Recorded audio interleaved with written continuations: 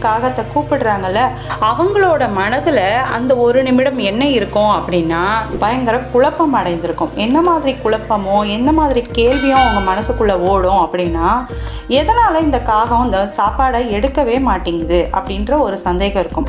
இந்த சந்தேகம் உங்கள நிறைய பேருக்கு வந்திருக்கும்.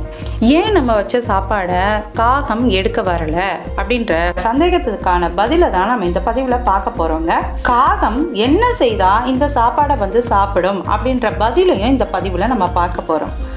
நமக்கு ஒரு தண்டனை கிடைக்குது அப்படின்னாலே நம்ம ஏதோ ஒரு தவறு செய்திருக்கோம் அப்படின்னு தானே அர்த்தம். முதல்ல நீங்க உங்களோட பித்ருக்கு சரியான திதி கொடுக்குறீங்களா அப்படின்றத நீங்க கண்டிப்பா கவனிச்சு பாருங்க. அப்படி இல்லை அப்படின்னா, அமாவாசை திதி கொடுக்கும் பழக்கம் உள்ளவர்களாக இருந்தீங்க அப்படின்னா அதை நீங்க சரிவர செய்றீங்களா அப்படின்றதையும் சரி பாருங்க. உங்களோட முன்னோர்களின் இறந்த திதி உங்களுக்கு தெரியல அப்படின்னா கூட பரவாயில்லைங்க.